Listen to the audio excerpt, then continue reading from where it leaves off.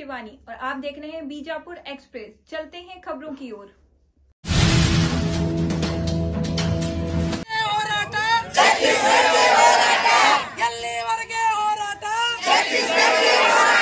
आज की नारी कैसी है?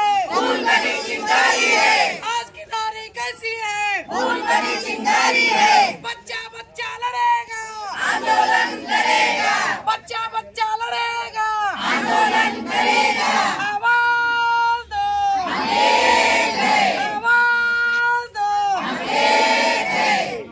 हम एक हैं। बेके बेको, न्याय ಬೇಕು। बेके बेको, न्याय ಬೇಕು। ಎಲ್ಲಿವರೆಗೆ ಹೋರಾಟ? ಗೆಲ್ಲುವರೆಗೆ ಹೋರಾಟ। ಎಲ್ಲಿವರೆಗೆ ಹೋರಾಟ?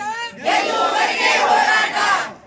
ಎಲ್ಲರಿಗೆ ನನ್ನ ಜೈ ಭೀಮ್ ಅಕ್ಕ ತಂಗಿಯರ ಅಲ್ಪಸಂಖ್ಯಾತರಿಗೆ ಹೇಳುತ್ತಾ ನಾವು ಡಿ ಸಿ ಆಫೀಸಿಗೆ ಬಂದಿದ್ದೇವೆ. ಡಿ ಸಿ ಆಫೀಸಿಗೆ ಮನವಿ ಕೊಡಕ್ಕೆ ಬಂದಿದ್ದೇವೆ. ಯಾತಕ್ಕಾಗಿ ಡಿ ಸಿ ಆಫೀಸಿಗೆ ಬಂದಿದ್ದೇವೆ ಅಂದ್ರೆ ಛತ್ತೀಸ್ಗಢದಲ್ಲಿ ಇಬ್ಬರು ಸಿಸ್ಟರ್ಸ್ ಮೇಲೆ ಸುಳ್ಳು ಆಪಾದನೆ ಕಳಿಸಿ ಸುಳ್ಳು ಆಪಾದನೆ ಹಚ್ಚಿ ಅವ್ರ ಮೇಲೆ FIR ಮಾಡಿ ಅವರಿಗೆ ಮನಬಂದಂಥ ದೌರ್ಜನ್ಯ ಮಾಡಿ ಅವರಿಗೆ ಅರೆಸ್ಟ್ ಮಾಡೋದಕ್ಕೆ ನಾವು ಖಂಡನೆ ಹಾಕಕ್ಕೆ ಡಿ ಸಿ ಆಫೀಸಿಗೆ ಒಂದು ಮನವಿ ಕೊಡಕ್ಕೆ ಬಂದಿದ್ದೇವೆ. ಯಾಕಂತಂದ್ರೆ ಅವರು ಮತಾಂತರ ಮಾಡ್ತಾರೆ ಮತ್ತು ಇನ್ನೊಂದು ಕಳ್ಳು ಸಾಗಾಣಿಕೆ ಮಾಡ್ತಾರೆ, ಅದು ಇದು ಅಂಥೇಳಿ ಅವ್ರ ಮೇಲೆ ಸುಳ್ಳು ಆಪಾದನೆ ಹಾಕಿ ಅವ್ರಿಗೆ ಛತ್ತೀಸ್ಗಢದಲ್ಲಿ ಅರೆಸ್ಟ್ ಮಾಡುವಂಥ ಕೆಲಸ ಈ ಬಜರಂಗ್ ದಳದವ್ರು ಮಾಡಿದ್ದಾರೆ. ಅದಕ್ಕೆ ನಾನು ಛತ್ತೀಸ್ಗಢದ ರಾಜ್ಪಾಲರಿಗೆ ಏನಂತ ನಾವು ಮನವಿ ಕೊಡ್ತಾ ಇದ್ದೇವೆ ಅಂತಂದರೆ ಅದು ಸುಳ್ಳು ಆಪಾದನೆ, ಅದನ್ನು ವಾಪಸ್ ತಗೊಂಡು ಇದಕ್ಕೆ ಕಾರಣಭೂತಿ ಯಾರದಾರ ಅವ್ರ ಮೇಲೆ ಸೂಕ್ತ ಕ್ರಮ ತಗೊಂಡು ಅವ್ರ ಮೇಲೆ ಒಂದು FIR ಆಗಿ ಅವ್ರ ಅಪರಾಧಿ ಅಂಥೇಳಿ ಅವರಿಗೆ ಸೂಕ್ತ ಕ್ರಮ ತಗೊಂಡು ಅವ್ರ ಮೇಲೆ ಒಂದು ಅಲಿಗೇಷನ್ ಮಾಡಿ ಅಂಥೇಳಿ ಈ ಮುಖಾಂತರ ನಾನು ಕೇಳ್ಕೊತಾ ಇದ್ದೀನಿ. ನಮ್ಮ ಸಿಸ್ಟರ್ಸ್ ಮೇಲೆ ಏನು FIR ಆಗಿದೆ ಅದು ದಯವಿಟ್ಟು ರದ್ದುಪಡಿಸಿ ಅವ್ರಿಗೊಂದು ಮಾನವೀಯತೆಯ ಹಕ್ಕು ನೀವು ಮೆರಿಲಿ ಅಂಥೇಳಿ ನಾನು ಈ ಮುಖಾಂತರ ಕೇಳ್ಕೊತಾ ಇದ್ದೀನಿ. ಯಾಕಂತಂದ್ರೆ ಅವರು ಸಿಸ್ಟರ್ ಜೊತೆಗೆ ನಾನು ಒಂದು 25 ವರ್ಷದಿಂದ ಒಡನಾಟ ಇದೆ. ಒಂದು 32 ಸ್ಲಮ್ಮಲ್ಲಿ ನಾನು ಕೆಲಸ ಮಾಡ್ತಾಯಿದ್ದೀನಿ. ಅವರಲ್ಲಿ ಒಂದು ರೋಗಿಗಳಾಗಲಿ ಒಂದು ಏನೇ ಆಗಲಿ ಎಲ್ಲದಕ್ಕೂ ಅವರು ಬೆಂಬಲ ಕೊಟ್ಟು ನಮ್ಮ ಆರೋಗ್ಯ ಬಗ್ಗೆ ವಿಚಾರಿಸೋರು ಅವರೇ, ಮತ್ತು ಯಾರು ಬರೋಂಗಿಲ್ಲ. ಅದಕ್ಕಂತ ಹೇಳಿ ಅವರು ಸಿಸ್ಟರ್ಸ್ ಆ ಥರ ಅನ್ಯಾಯ ಮಾಡೋರಲ್ಲ, ಅದು ಮಾಡೋಂಗೂ ಇಲ್ಲ. ಅದಕ್ಕಂತ ಹೇಳಿ ಅವ್ರಿಗೊಂದು ಸೂಕ್ತ ಕ್ರಮ ನೀವು ತೊಗೊಂಡು ಅವ್ರಿಗೊಂದು ನ್ಯಾಯ ದೊರಕಿಸ್ಕೊಡಿ ಅಂಥೇಳಿ ಈ ಮುಖಾಂತರ ನಿಮಗೆ ಕೇಳ್ಕೊತಾ ಇದ್ದೀನಿ. ಜೈ ಭೀಮ್, ಜೈ. ಇತ್ತೀಚಿನ ದಿನಗಳಲ್ಲಿ ನಮಗೆ ದೇಶದಲ್ಲಿ ಏನಾಗ್ತಿದೆ ಅಂತ ಗೊತ್ತು. ರಾಜ್ಯದ ಅನೇಕ ಕಡೆಗಳಲ್ಲಿ ಅಲ್ಪಸಂಖ್ಯಾತರ ಮೇಲೆ ಆಗಿರ್ಬೋದು, ಪರಿಶಿಷ್ಟ ಜಾತಿಯವರಾಗಿರ್ಬೋದು, ಪರಿಶಿಷ್ಟ ಪಂಗಡದವರ ಮೇಲೆ ಆಗ್ಬೋದು, ಅನೇಕ ರೀತಿಯಲ್ಲಿ ದೌರ್ಜನ್ಯ ಶೋಷಣೆ ನಡೀತಾ ಇದೆ. ಇತ್ತೀಚೆಗಷ್ಟೇ ಜುಲೈ 26ರಂದು 2 ಸಿಸ್ಟರ್ಗಳ ಮೇಲೆ ಅಥವಾ ಕ್ರೈಸ್ತ ಸನ್ಯಾಸಿಯರುಗಳ ಮೇಲೆ ದೌರ್ಜನ್ಯ ನಡೆದಿದೆ, ಅವರ ಮೇಲೆ ಶೋಷಣೆ ನಡೆದಿದೆ. ಸುಳ್ಳು ಅಪರಾಧವನ್ನು ಹಾಕಿ ಅವ್ರನ್ನ ಮತಾಂತರ ಮಾಡ್ತಾರೆ, ಮಾನವ ಕಳ್ಳ ಸಾಕಣೆ ಮಾಡ್ತಾರಂತ ಹೇಳಿ ಅವರಿಗೆ ಜೈಲಲ್ಲಿ FIR ಹಾಕಿ 3 ದಿವಸ ಅವರಿಗೆ ಬೇಲ್ ಕೊಡದೆ ಜೈಲಲ್ಲಿ ಇಟ್ಟಿದ್ದರು. ಈ ರೀತಿ ಯಾವುದೇ ರೀತಿ ಆರೋಪಿ ಅಲ್ಲದವರ ಮೇಲೆ ಯಾವುದೇ ರೀತಿ ಈ ಥರ ಕೇಸ್ಗಳನ್ನು ಹಾಕಬಾರ್ದು. ಅಲ್ಪಸಂಖ್ಯಾತರ ಮೇಲೆ ಯಾವ ಥರ ಕೇಸ್ ಆಗಿ ಅವ್ರ ಮೇಲೆ ದೌರ್ಜನ್ಯ ಶೋಷಣೆಯನ್ನು ಆಗಬಾರ್ದು ಅಂತ ಹೇಳಿ ಖಂಡಿಸಿ ಇವತ್ತು ನಾವು ಈ ಮನವಿ ಕೊಡೋಕ್ಕೆ ಇಲ್ಲಿ ನಾವೆಲ್ಲರೂ ಒಟ್ಟಿಗೆ ಸೇರಿದ್ದೇವೆ. ಈ ಮನವಿಯನ್ನು DC ಮುಖಾಂತರ ನಾವು ರಾಷ್ಟ್ರಪತಿಗೆ ಸಲ್ಲಿಸಬೇಕಂತ ನಾವು ಇಲ್ಲಿ ಸೇರಿದ್ದೇವೆ. Thank you. ನನ್ನ ಹೆಸರು ಕೆವಿನ್ ಸಿಕ್ವೇರ, ಅನೌಪಚಾರಿಕ ಶಿಕ್ಷಣ ಸಂಸ್ಥೆಯ ನಿರ್ದೇಶಕರು.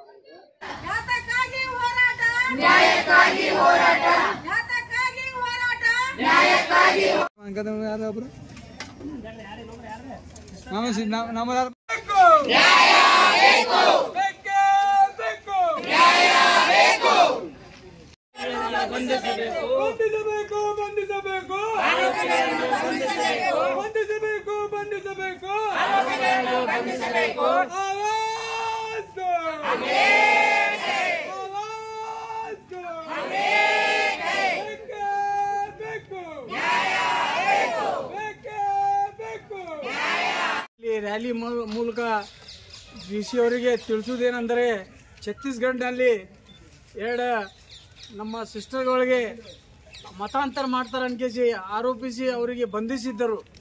3 ದಿವಸ ನಂತರ ಬಿಡುಗಡೆ ಮಾಡಿದ್ರು.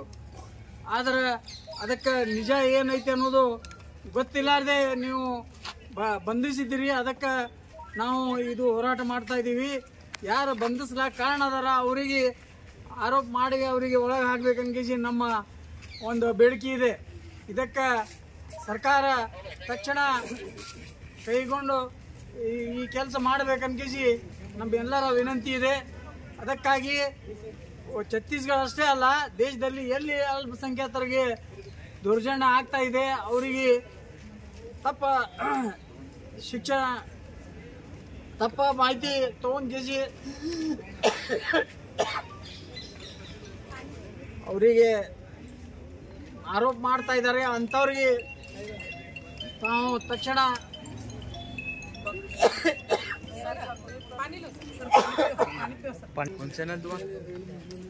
ಎಲ್ಲೆಲ್ಲಿ ಅಲ್ಪಸಂಖ್ಯಾತರ ಮೇಲೆ ದೌರ್ಜನ್ಯ ಆಗ್ತಾ ಇದೆ ಅವರೆಲ್ಲರಿಗೆ ನ್ಯಾಯ ಸಿಗ್ಬೇಕನ್ಕೇಸಿ ನಮ್ಮ ಬೇಡಿಕೆ ಇದೆ.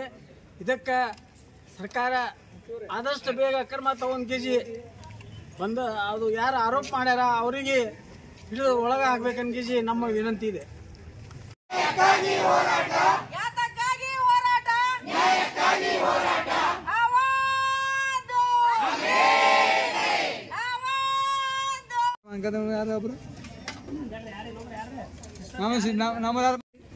ಒಂದು ಒಳ್ಳೆ ಉದ್ದೇಶದಿಂದ ನಾವು ಇಲ್ಲಿ ಒಟ್ಟು ಸೇರಿದ್ದೇವೆ.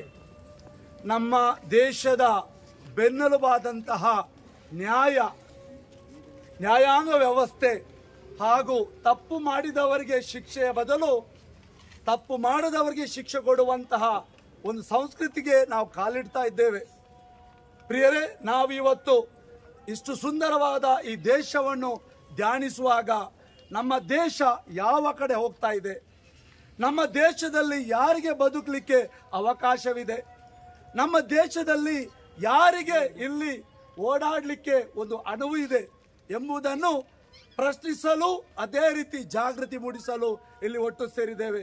ನಮಗೆಲ್ಲ ತಿಳಿದಿದೆ, ಛತ್ತೀಸ್ಗಢದಲ್ಲಿ 2 ಸಿಸ್ಟರ್ಸ್ ಅವರಿಗೆ ಯಾವುದೇ ಅಪರಾಧ ಮಾಡದಂತ ವ್ಯಕ್ತಿಗಳಿಗೆ ಅಪರಾಧಿಗಳಂತ ಬಿಂಬಿಸಿ ಒಬ್ಬ ಅಪರಾಧಿಗೆ ಕೊಡುವಂತ ಶಿಕ್ಷೆಯನ್ನು ಕೊಡುತ್ತಾ ಅವರಿಗೆ ಮಾನಸಿಕವಾಗಿ ಅದೇ ರೀತಿ ದೈಹಿಕವಾಗಿ ಹಿಂಸೆ ನೀಡಿ ಅವರು ಕಷ್ಟಕ್ಕೆ ಒಳಪಡಿಸಿದ್ದಾರೆ. ನಿಜವಾಗಿ ಛತ್ತೀಸ್ಗಢದಲ್ಲಿ ಕಳೆದ ಕೆಲವು ವರ್ಷಗಳಲ್ಲಿ ಸರಿಸುಮಾರು 30ರಿಂದ 50,000 ಜನರು ಮಾನವ ಕಳ್ಳಸಾಗಣೆ ಬಲಿಯಾಗಿದ್ದರು.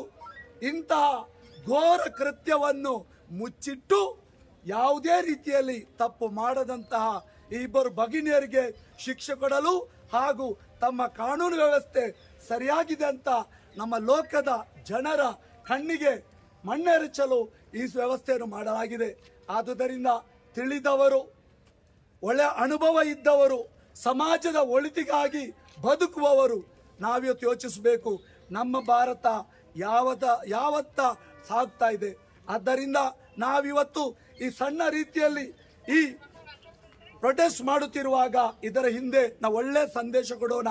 ನಾವು ನ್ಯಾಯದ ಪರವಾಗಿ, ನಾವು ನಿರಪರಾಧಿಗಳ ಪರವಾಗಿ, ಅದೇ ರೀತಿ ನಮ್ಮ ದೇಶ ಯಾವಾಗಲೂ ನಿಜವಾದ ನ್ಯಾಯಾಂಗ ವ್ಯವಸ್ಥೆಯನ್ನು ಅನುಸರಿಸುತ್ತಾ ಹಾಗೂ ನ್ಯಾಯಯುತವಾಗಿ ಯಾರು ಬದುಕ್ತಾರೋ ಅವರ ಪರವಾಗಿ ನಿಲ್ಲಲು ನಾವು ಕರೆ ನೀಡುವಾಗ ಬೇರೆ ನಾವು ಇಂಥ ಯಾವುದೇ ಕೆಟ್ಟ ಆಲೋಚನೆಗಳನ್ನು, ಹೆಜ್ಜೆಗಳನ್ನು ನಾವು ಖಂಡಿಸ್ತೇವೆ.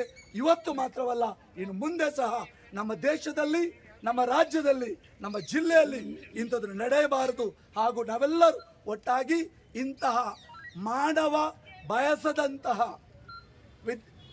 ಅದೇ ರೀತಿ ಮನುಷ್ಯ ಆಶಿಸದಂತ ಇಂಥ ವ್ಯವಸ್ಥೆಗಳನ್ನು ಖಡಾಖಂಡಿತವಾಗಿ ನಾವು ಖಂಡಿಸ್ತೇವೆ.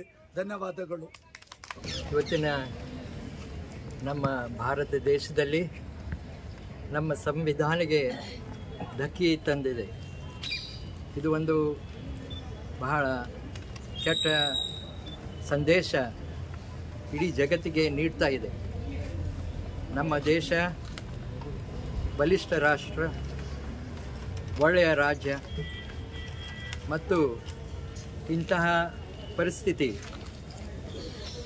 ಇಂಥ ಅಮಾಯಕರಿಗೆ ವಿಶೇಷವಾಗಿ ಛತ್ತೀಸ್ಗಢದಲ್ಲಿ ಏನು ಘಟನೆ ಆಗಿದೆ ಅದು ನಾವು ಖಂಡಿಸ್ತೇವೆ. ನಾವು ಇವತ್ತಿಗೆ ನಮ್ಮ ಜಿಲ್ಲಾಧಿಕಾರಿಗಳಿಂದ ಮುಖಾಂತರ ನಾವು ರಾಷ್ಟ್ರಪತಿಗೆ ಮತ್ತು ನಮ್ಮ ಪ್ರಧಾನಮಂತ್ರಿಗಳಿಗೆ ನಾವು ಈ ಮನವಿ ಸಲ್ಲಿಸ್ತಾ ಇದ್ದೇವೆ. ಇದು ನಮ್ಮ ಸತ್ಯಾಗ್ರಹ. ಇಷ್ಟು ಜನರು ನಾವು ಸೇರಿ ಈ ಮನವಿಯನ್ನು ಸಲ್ಲಿಸ್ತಾ ಇದ್ದೇವೆ. ನಮ್ಮ ರಾಷ್ಟ್ರಕ್ಕೆ, ನಮ್ಮ ದೇಶಕ್ಕೆ ಇಂತಹ ಕಲಂಕ ಬೇರೆ ರಾಷ್ಟ್ರದವರು ನಮಗೆ ಈ ಹಣೆಪಟ್ಟಿ ಕಟ್ಟಬಾರ್ದು. ಈ ನ್ಯಾಯ ದೊರಕಬೇಕಾಗಿದೆ. ನ್ಯಾಯಾಂಗ ಸಹಿತ ದಿಟ್ಟ ಹೆಜ್ಜೆ ಇಟ್ಟು ಯಾರು ಇದಕ್ಕೆ ಕಾರಣೀಭೂತರಿದ್ದಾರೆ ಅವರಿಗೆ ತಕ್ಕ ಶಿಕ್ಷೆ ನೀಡಬೇಕು. ಇಂತಹ ಘಟನೆ ಆಗುವುದರಿಂದ ವಿಶೇಷವಾಗಿ ಮಕ್ಕಳಿಗೆ ಅನ್ಯಾಯ ಆಗಿದೆ. ಈ ಅನ್ಯಾಯ ನಾವು ಸಹಿಸುವುದಿಲ್ಲ. ದೇಶ ಬಲಿಷ್ಠ ಆಗಬೇಕಾಗಿದ್ದರೆ ಅಂದರೆ ಹೆಣ್ಣುಮಕ್ಕಳಿಗೆ ನಾವು ಆ ನಿಜ ನ್ಯಾಯ ಅವ್ರಿಗೆ ದೊರಕಬೇಕಾಗಿದೆ. ಅವ್ರು ಮಾಡೋದು ಕೆಲಸ ಒಳ್ಳೆಯ ಕೆಲಸ. ಇಂತಹ ಕೆಲಸಕ್ಕೆ ಅವ್ರು ಪ್ರೋತ್ಸಾಹ ನೀಡಬೇಕು. ಹೊರತಾಗಿ ಆ ಪ್ರೋತ್ಸಾಹ ನೀಡೋದು ಬಿಟ್ಟು ಅವರಿಗೆ ಶಿಕ್ಷೆ ನೀಡೋದು ಇದು ಒಂದು ಘೋರ ಅನ್ಯಾಯ. ನಮ್ಮ ದೇಶ ಏನಂತಿದೆ ಅಂತಂದರೆ ವಸುದೈವಕಂ ಕುಟುಂಬಕಂ ಸರ್ವೇ ಜನತು ಸುಖಿನೋ ಭವಂತು.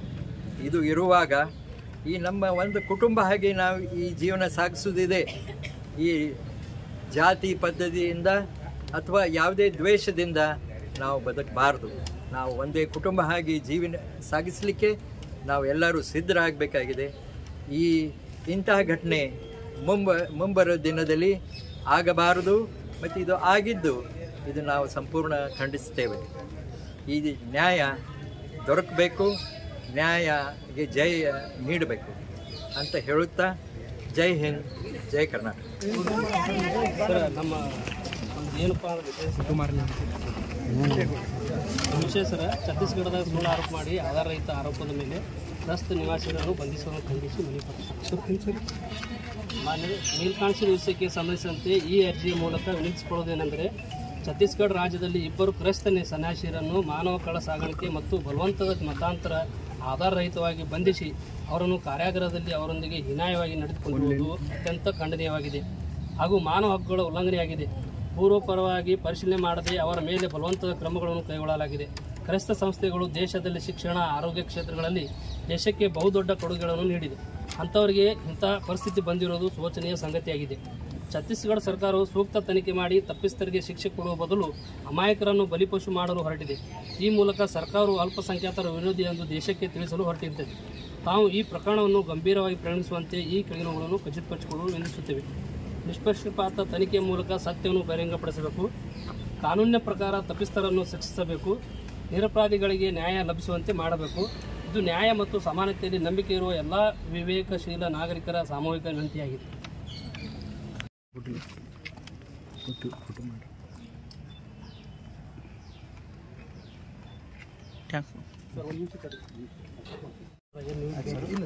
ವಿಜಯಪುರ ನಗರ ಸ್ಲಮ್ ಅಭಿವೃದ್ಧಿ ಸಮಿತಿ ಒಕ್ಕೂಟ ರಚಿಸಬೇಕು ತಾವು ಮನವಿ ಪತ್ರ ಕೊಟ್ಟಿದ್ರಿ. ಮಾನ್ಯ ಗೌರವಾನ್ವಿತ ರಾಷ್ಟ್ರಪತಿಗಳು ರಾಷ್ಟ್ರಪತಿ ಭವನ ನವದೆಹಲಿಯಲ್ಲಿ ನಾವು ಕರ್ನಾಟಕ ಸರ್ಕಾರದ ಮೂಲಕ ನಾವು ಕಳಿಸಿಕೊಡ್ತಾ ಇದ್ದೀವಿ. ಮನವಿಯನ್ನು ಸ್ವೀಕರಿಸಿ. ಓಕೆ ಸರಿ.